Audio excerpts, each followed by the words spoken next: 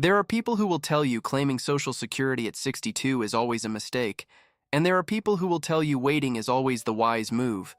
But the truth is quieter than that.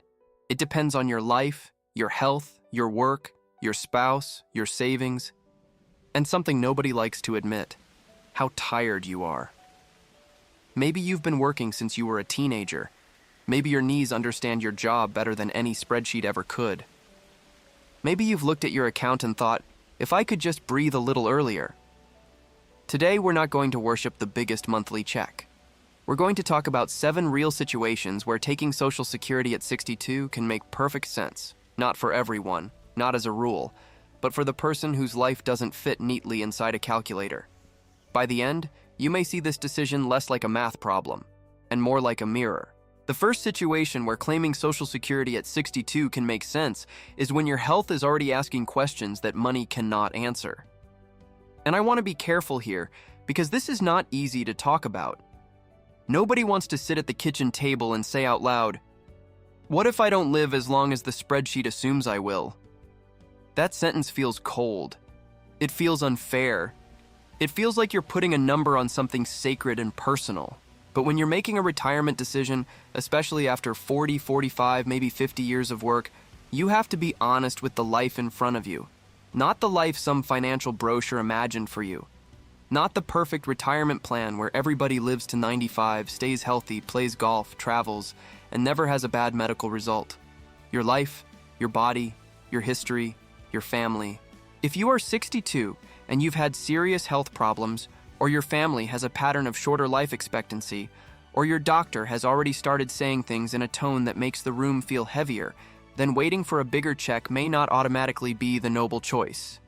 Sometimes waiting is wise. But sometimes waiting is just postponing the only money that was meant to help you live while you are still here to use it. And that's the part a lot of people miss. They compare 62 versus 67 versus 70 like it's only about the size of the monthly payment. Yes, if you claim early, the monthly amount is reduced. Yes, if you wait, your check can be bigger. That part is real. But the question is not only, how much will I get each month? The question is also, how many months will I actually receive it? Because a smaller check received for more years can sometimes make more sense than a larger check received too late. And I know that sounds simple. But simple things become hard when emotion gets involved. You may have spent your whole life doing the responsible thing, showing up, paying into the system, helping your kids, fixing the car instead of replacing it, taking the overtime, skipping vacations, saying later, so many times that later became a habit. And now, when you finally reach 62, someone tells you, don't touch it yet, wait, be patient, the bigger check is better. Maybe it is, but better for whom? Better for the person who is healthy, still earning, has savings, has energy, and has a long runway. But if your health has changed the length of that runway, then the math changes too. Not because you're being negative, because you're being awake. There's a kind of courage in looking at your situation without pretending. Some people call early claiming a mistake because they're only looking at the numbers from a distance. But from a distance, everything looks cleaner than it really is. From a distance, a person is just an age, 62, 67, 70. But up close, that person is a man with back pain who has been driving trucks for 38 years. A woman who raised children, worked 2 jobs, and now wakes up with pain in her hands. A husband who watched his father pass away at 64 and his brother at 61. A wife who knows the last few years have not been kind to her body. A person who doesn't want to spend the healthiest remaining years waiting for permission to slow down. That matters. It doesn't mean you rush. It doesn't mean you claim just because you're scared. Fear is a poor financial advisor, but denial is not much better. The real question is, what does your health honestly suggest about the value of time? Because money can stretch time in some ways. It can pay bills. It can reduce pressure. It can let you leave a job that is wearing you down. It can give you mornings that are not controlled by an alarm clock. It can help you enjoy a small trip, visit family, sit on your porch, or simply stop carrying the same weight you've carried for decades. And for some people, that is not small. That is the point. The second situation is connected to the first. But it's different.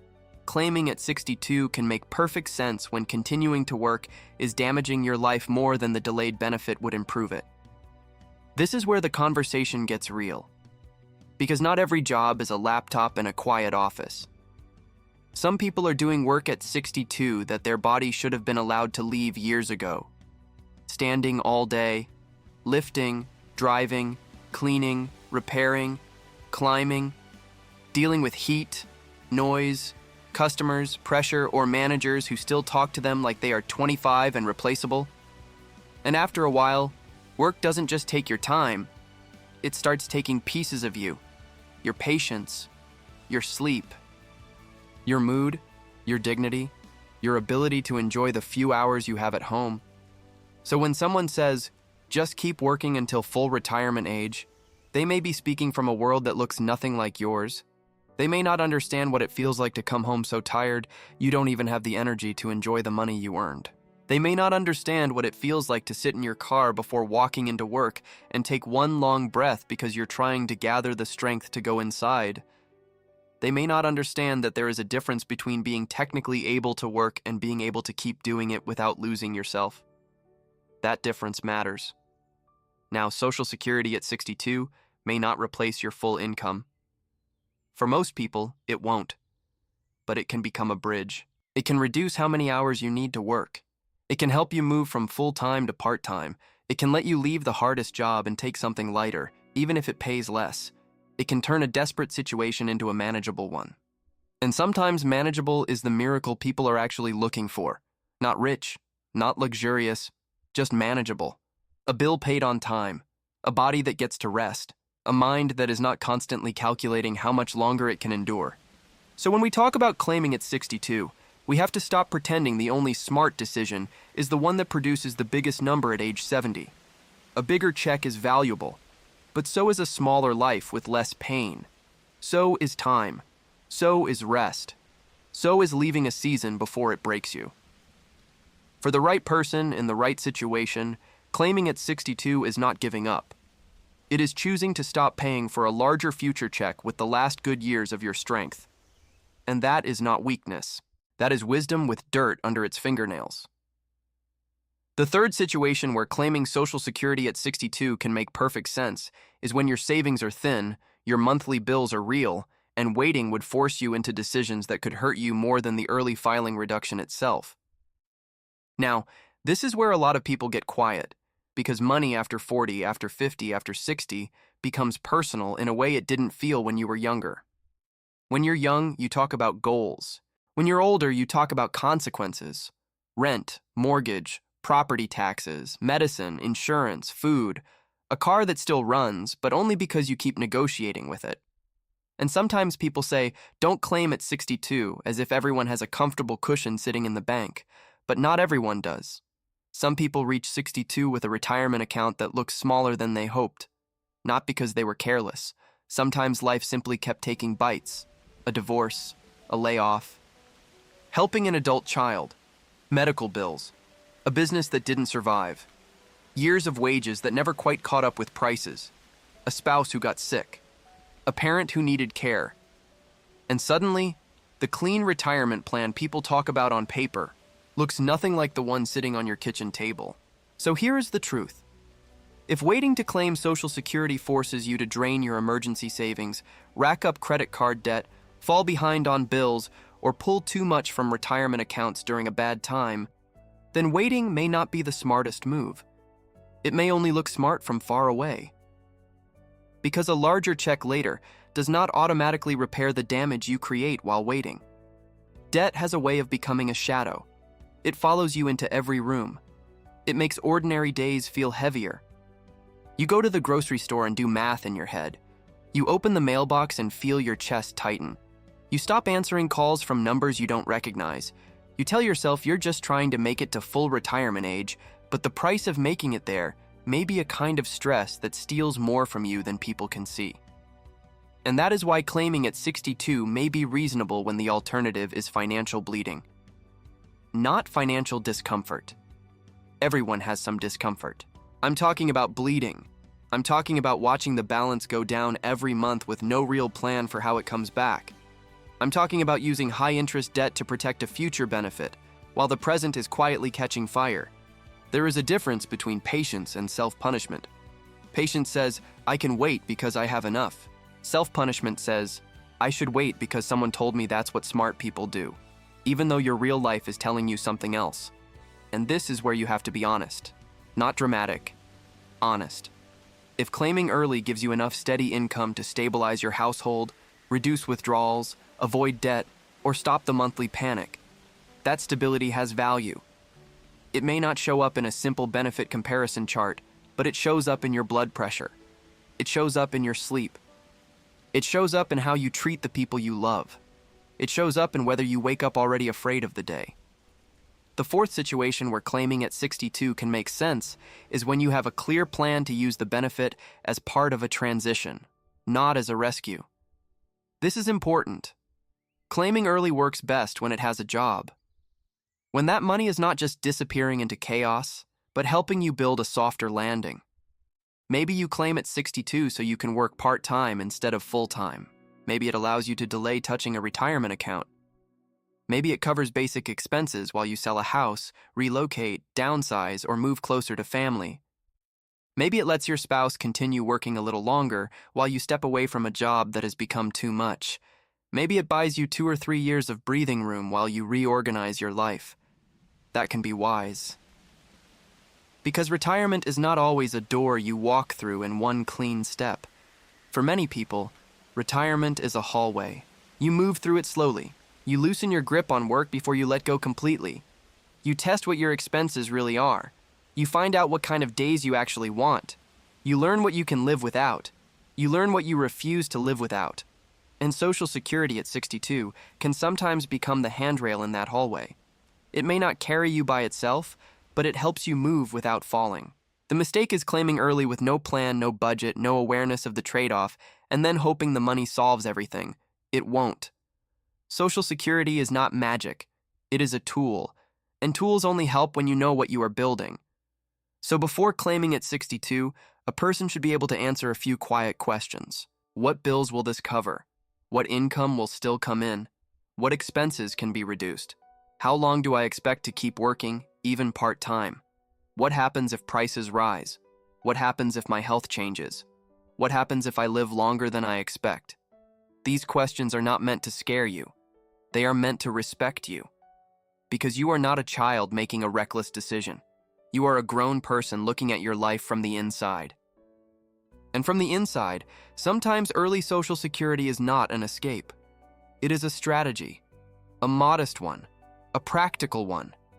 The kind of strategy that doesn't impress people at dinner parties, but keeps the lights on and lets you sleep.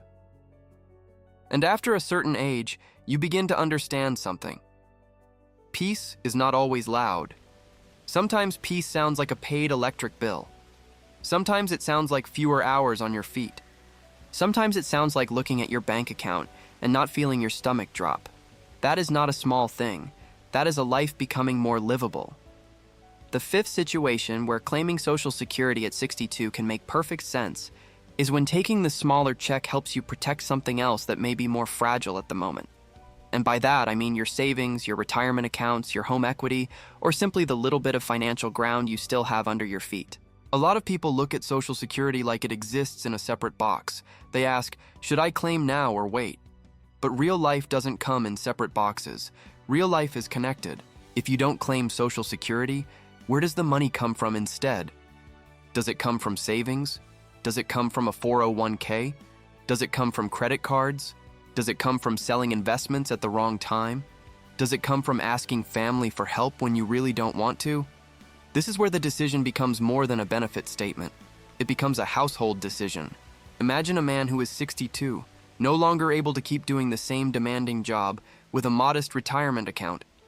He could delay Social Security and pull heavily from his investments for the next 5 years. On paper, that might still look reasonable. But what if the market is down? What if every withdrawal locks in losses? What if he drains too much too early and leaves himself weaker later?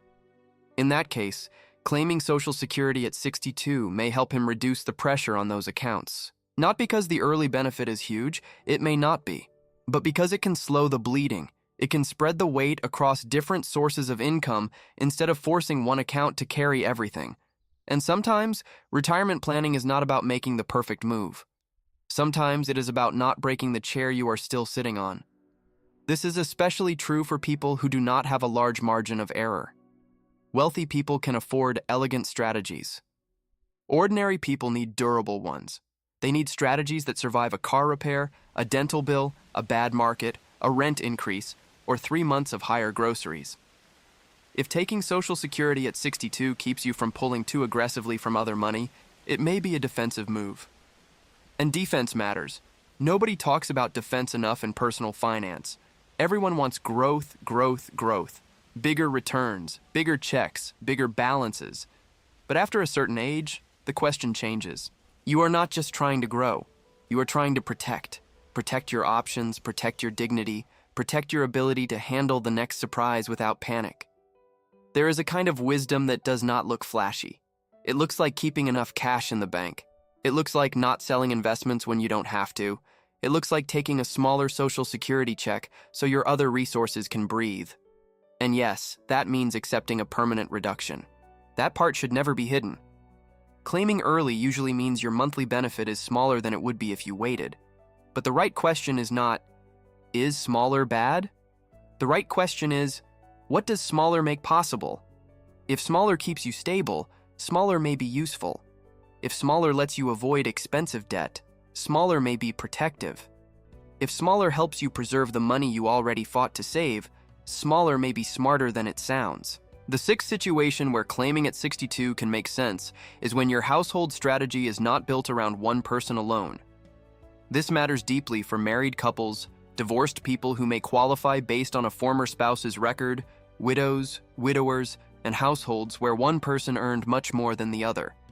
Social Security is personal, yes, but in many families, the decision lands on more than one set of shoulders. Maybe one spouse has the larger benefit and wants to delay, while the other spouse claims early to bring income into the house. That can sometimes create balance. The household gets some cash flow now, while the larger benefit has time to grow. It is not always the right move, but in the right situation, it can make sense. Because again, the question is not just, what is my check? The question is, how does this decision affect the whole household? A couple may sit together and realize that one person is exhausted, while the other can keep working. One person may have health concerns, while the other has longevity in the family. One benefit may be small, while the other is the benefit they want to protect for later. And in that kind of conversation, claiming at 62 may not be a mistake. It may be a coordinated move, quiet, practical, unromantic maybe, but practical. These are the kinds of conversations that happen at the table after dinner when the television is low and both people are tired of pretending they are younger than they are. Someone says, I don't know how much longer I can do this. Someone else says, maybe we can make it work if one check starts now. And suddenly Social Security is not an abstract government benefit. It is a way to soften the next few years. It is a way to give one person rest without putting the entire household at risk. It is a way to say, we're not just maximizing numbers, we're managing a life. That is the part that matters. Now, couples need to be careful. Survivor benefits, spousal benefits, taxes, work income, and timing can all change the picture. This is not something to guess your way through if the situation is complex. But the principle remains. Sometimes early claiming by one person helps the household preserve a stronger long-term plan for both. And this is why blanket advice can be dangerous. Never claim at 62 sounds confident, but confidence is not the same as wisdom. Wisdom asks who is sitting at the table. Wisdom asks who is tired. Wisdom asks who has the larger benefit, who has the health risk, who needs income now, and who may need protection later. The best decision is not always the one that looks best in isolation. It is the one that fits the household you actually live in. And by the time you are in your 60s, you know this already. You know life is not solved by perfect formulas. Life is managed through trade-offs. You give up one thing to protect another. You accept less in one place to create peace somewhere else. You stop chasing the clean answer and start looking for the honest one. And sometimes the honest answer is this. Claiming at 62 is not the highest paying choice, but it may be the choice that keeps the rest of your life from becoming too heavy. The seventh situation where claiming Social Security at 62 can make perfect sense is when you understand the trade-off clearly, and you still choose the life it gives you now. That sentence matters, because this is not about grabbing the money early just because it is available. It is not about pretending the reduction does not exist. It is not about acting like the future doesn't matter. It is about being honest enough to say, I know waiting could give me more each month later, but I also know what these next few years are worth to me. And for some people, those next few years carry a weight no calculator can fully measure. Maybe your grandchildren are still young enough to run into your arms. Maybe your spouse is healthy right now, but you both know time has started to move differently. Maybe you have spent your life postponing small joys because there was always another bill, another obligation, another emergency, another reason to be responsible. And maybe at 62, you are not trying to become rich. You are simply trying to participate in your own life before it gets too quiet. There is a point where financial planning has to make room for human planning, because the goal of retirement is not to win a math contest. The goal is to build a life you can actually live. That might mean taking a smaller check so you can leave work on Friday and not spend Saturday recovering from exhaustion. It might mean helping with a grandchild 2 days a week. It might mean taking your wife on the road trip you talked about for 20 years, not in luxury, not with first-class tickets, just with a cooler in the back seat and no alarm clock waiting for you Monday morning. It might mean having coffee slowly, walking in the morning, fixing up the garage, fishing on a weekday, sitting beside someone you love while both of you are still strong enough to enjoy the silence. These are not irresponsible things. They are not childish things. They are the ordinary rewards of a life that has asked a lot from you. But here is where maturity comes in. You have to know what you are trading. Claiming at 62 usually means the monthly check is permanently smaller than it would be if you waited. That smaller amount can affect you later, especially if you live a long life, especially if you have few other resources, especially if inflation, medical costs, or housing costs become harder to carry. So the decision should not be romanticized.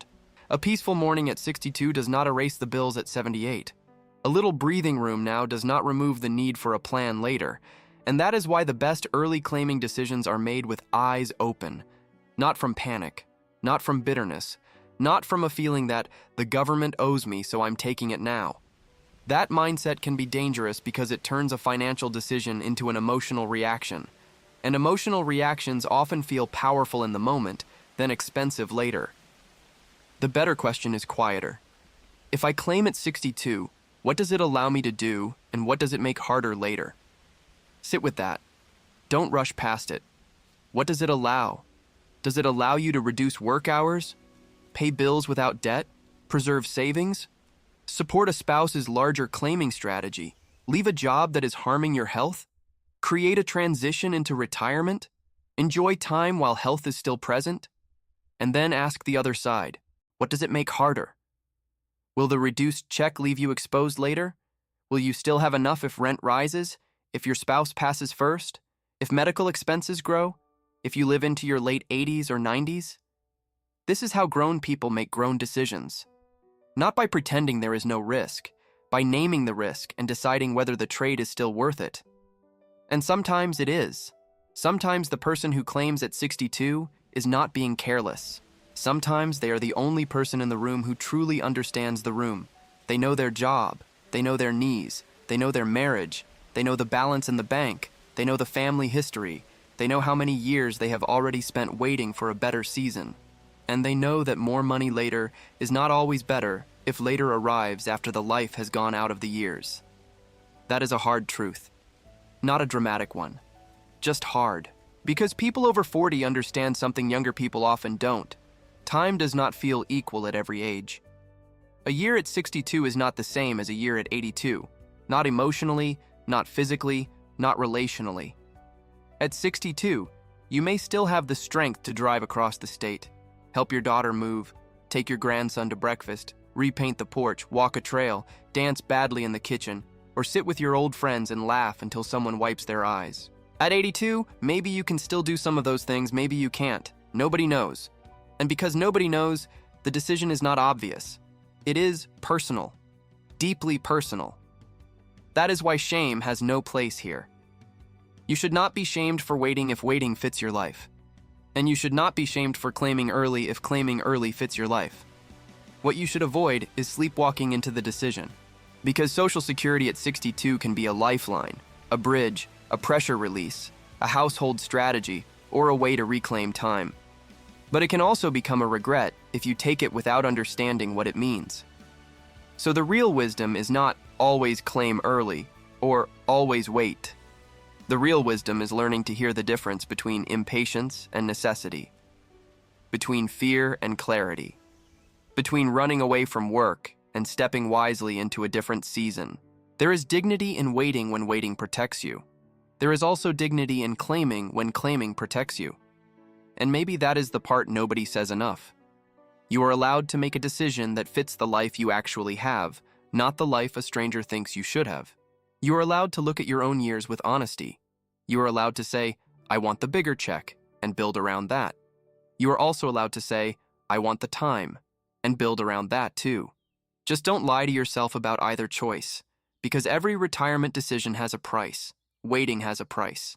Claiming early has a price. Working longer has a price. Leaving work has a price. The question is not which choice is free. None of them are. The question is which price you can live with without becoming resentful, afraid, or trapped. And when you see it that way, claiming at 62 stops looking like a simple yes or no. It becomes a conversation with your future self. A conversation about money, yes, but also about energy, health, family, dignity, and time. And if you can have that conversation honestly, you are already ahead of many people who only repeat advice they never tested against a real life. Now that we have walked through the 7 situations, there is one thing I want to slow down and say clearly. Claiming Social Security at 62 is not a confession that you failed. A lot of people carry shame around this decision, and they don't always admit it. They hear that waiting gives you a larger monthly check, and somewhere inside, they start feeling like taking it early means they were not successful enough, not disciplined enough, not wealthy enough, not patient enough. But life is not that clean. A person can do many things right and still arrive at 62 needing income. A person can work hard for 40 years and still not have a perfect retirement account. A person can be responsible, loyal, careful, and exhausted at the same time. So before you even look at the numbers, remove the shame from the table. Shame makes people hide. And hidden decisions are rarely good decisions. You need to be able to look at your situation with a calm mind and say, this is what I have. This is what I need. This is what I can still do. This is what I cannot keep doing. There is no dignity in pretending. There is dignity in telling the truth before the truth becomes more expensive. And this is where the decision becomes less about age and more about alignment. Does claiming at 62 align with your health? Does it align with your household income? Does it align with your spouse's plan? Does it align with your savings? Does it align with your ability or inability to keep working? Does it align with the kind of life you are trying to protect? Because a decision can be mathematically smaller and still personally correct. That is hard for some people to accept, because we are trained to think bigger means better. Bigger house, bigger account, bigger benefit, bigger number on the screen. But bigger is not always better if the cost of getting there is too high. Sometimes the best financial decision is not the one that gives you the maximum. Sometimes it is the one that keeps you steady. Steady has a quiet beauty to it. Steady means the bills are not chasing you. Steady means you are not draining accounts in a panic. Steady means you can think clearly. Steady means you can wake up without feeling like life is pressing its thumb into your chest. And for many people, claiming Social Security at 62 is not about living big, it is about becoming steady again. But steady still requires responsibility. So if you are considering claiming early, do not only ask, can I claim?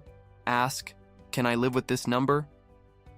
That is the question, not for 1 month. Not for the first exciting year when the checks start coming in and you finally feel a little relief. Ask if you can live with that number when the roof needs repair, when insurance rises, when the car needs tires, when groceries cost more than you remember, when your body asks for more appointments than it used to. Ask if that number still works when life is less convenient, Because retirement is not only the first chapter after work, it is the long middle. And the long middle is where many people discover whether the decision was built on hope or built on reality. Hope is good. Hope keeps a person moving. But hope is not a budget. Hope does not pay property taxes. Hope does not negotiate with the pharmacy. Reality must be invited into the room. Sit down with the real numbers: your housing, food, utilities, insurance, transportation, debt, taxes, medical costs, family obligations, small pleasures too, because a life with no room for even modest joy becomes hard to sustain. Then compare that to the income you will actually have. Social Security, part-time work if you plan to continue, pension if you have one, withdrawals from retirement accounts, spouse income, savings, anything real. Not maybe. Not someday. Real. And then look at the gap. That gap tells you more than opinions do. If the gap is manageable, claiming at 62 may be part of a sane plan. If the gap is large, claiming at 62 may relieve pressure for a while but leave you exposed later. And that does not mean you should never do it. It means you need to know what problem you are solving and what problem you may be creating. Mature decisions are rarely pure. They carry benefits and consequences in the same hand. You may claim early and gain rest, but lose future monthly income. You may wait and gain a larger benefit, but spend more years under stress. You may keep working and protect your finances, but damage your health. You may stop working and protect your health, but tighten your budget. Every path asks for something. The question is which sacrifice makes the most sense for your life. And that is why comparison can be so dangerous. Your neighbor may tell you he waited until 70 and it was the best thing he ever did. Good for him. He may be right, but he did not have your job. He did not have your body. He did not have your marriage. He did not have your bills. He did not watch your parents age. He did not carry your private worries. Advice can be useful, but it must be filtered through your reality.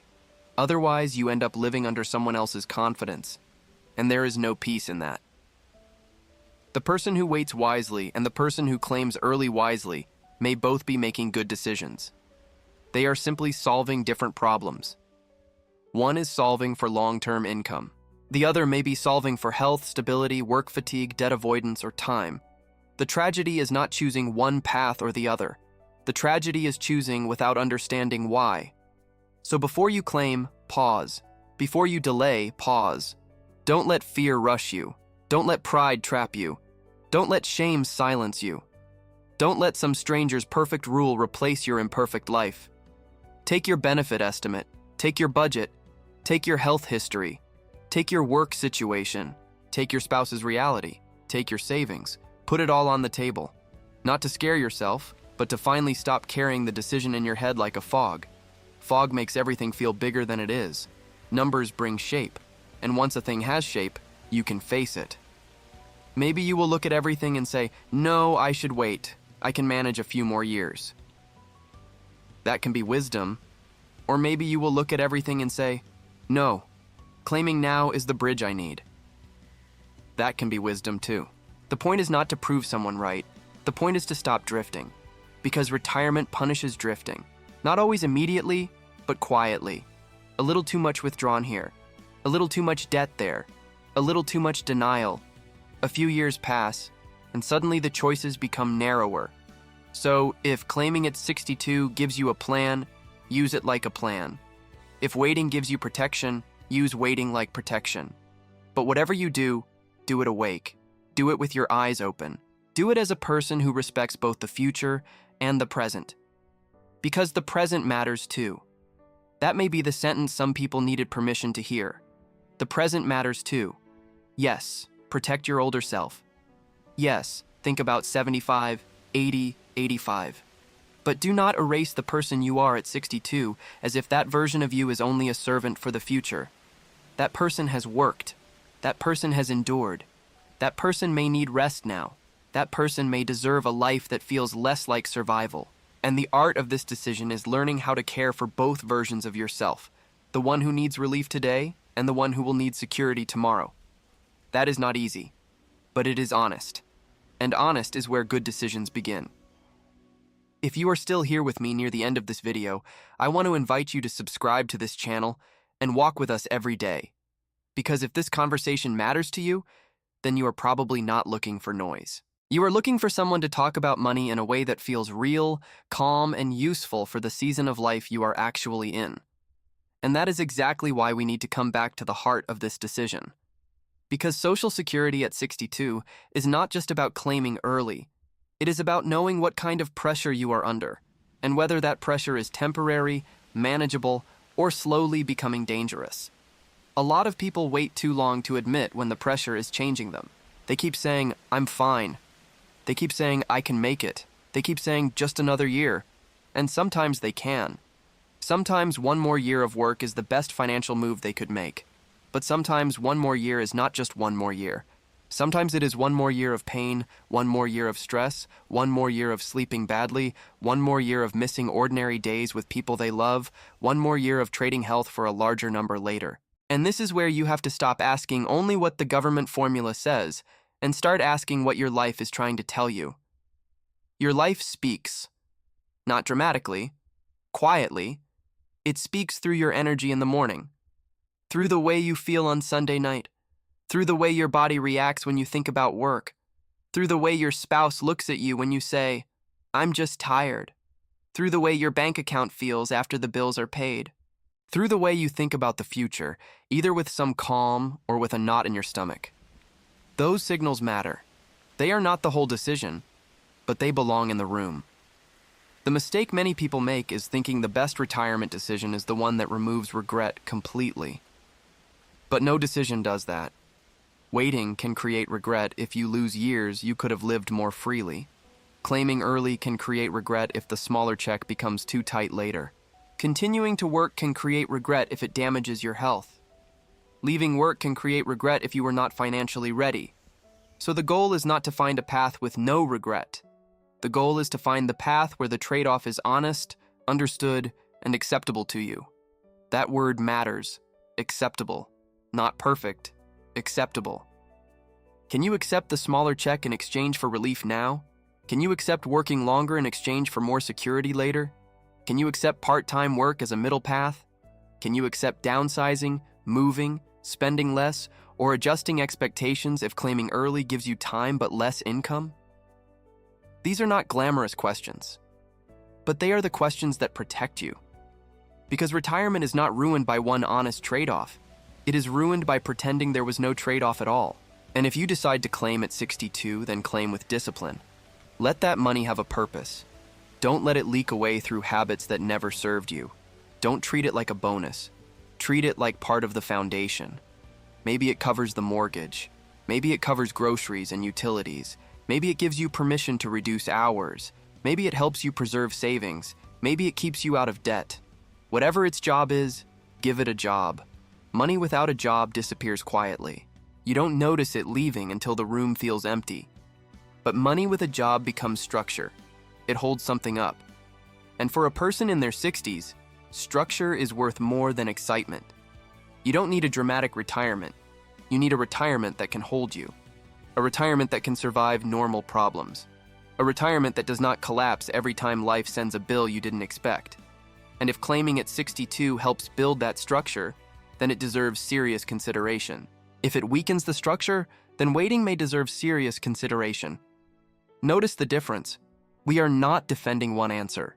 We are defending clear thinking. There is another layer here too, and it is emotional. Some people want to claim at 62 because they are angry.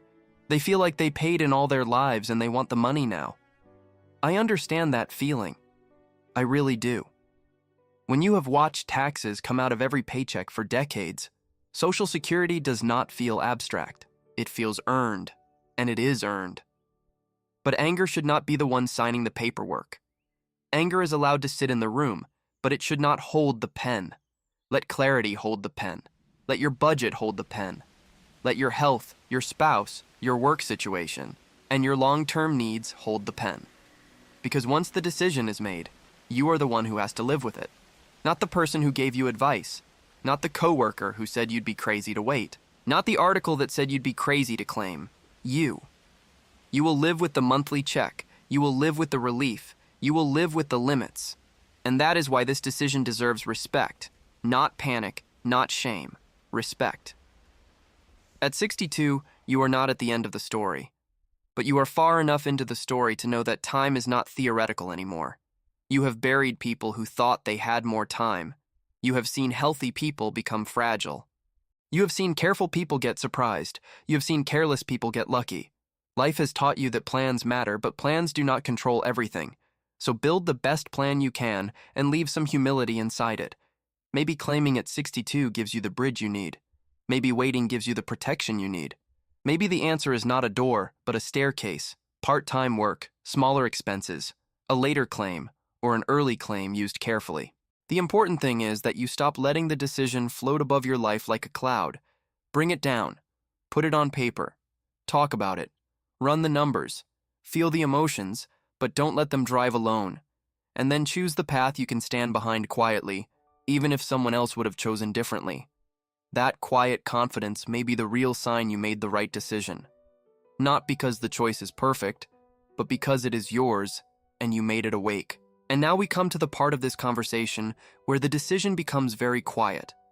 Because after all the numbers, after all the advice, after all the opinions about waiting, claiming, maximizing, reducing, protecting, and planning, there is still one person who has to live inside the choice. You. Not the expert on the screen, not the coworker in the break room, not the neighbor who waited until 70 and thinks everyone should do the same. Not the friend who claimed at 62 and says it was the best decision of his life. You, your body, your bills, your spouse, if you have one, your savings, your fears, your hope, your mornings, your future. And maybe that is why Social Security feels so much heavier than people expect. It is not just a benefit, it is a signal that a season is changing. For decades, life may have been built around work.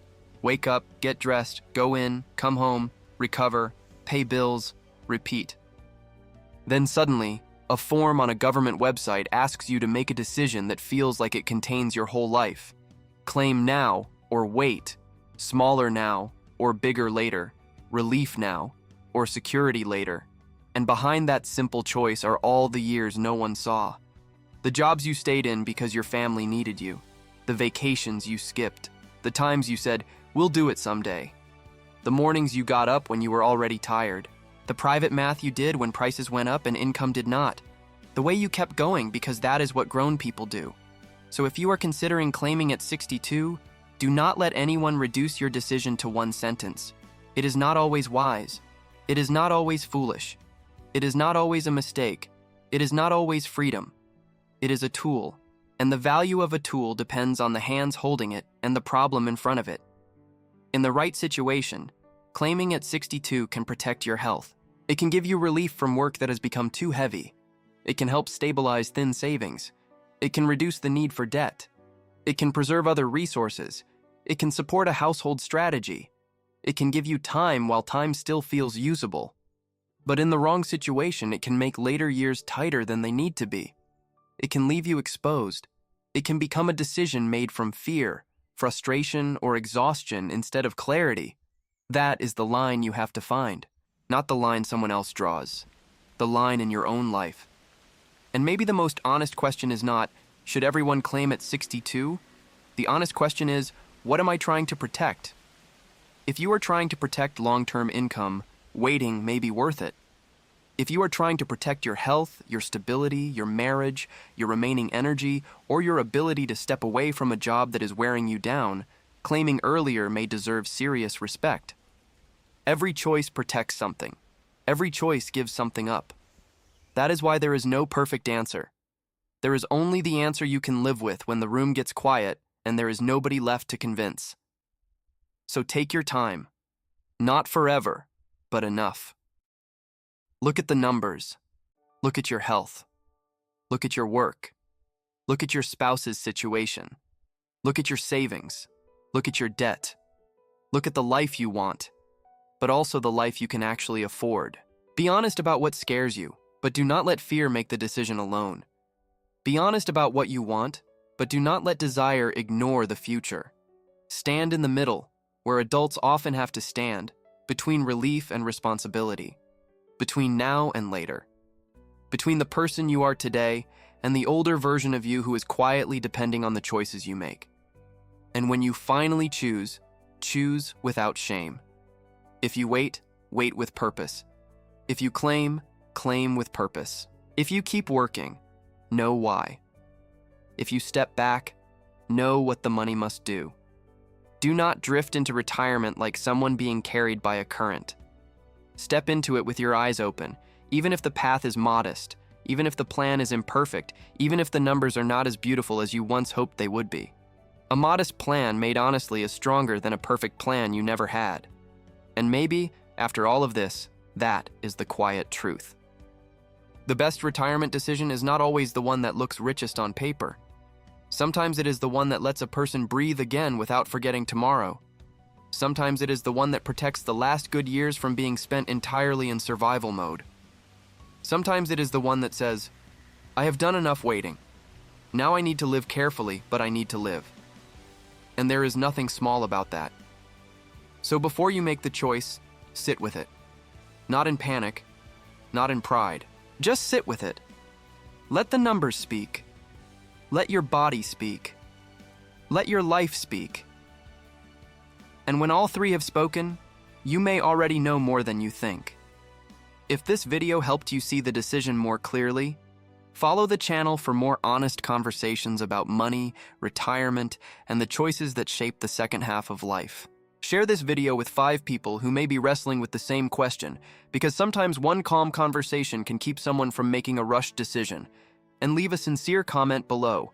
Are you thinking about claiming Social Security at 62, waiting longer, or still unsure? Also, tell me what topic you want us to talk about in the next video. Because at this stage of life, the questions are rarely simple, but they deserve to be answered with respect. And maybe tonight, after all the noise fades, one sentence will stay with you. The goal is not just to get the biggest check, the goal is to build a life you can actually live.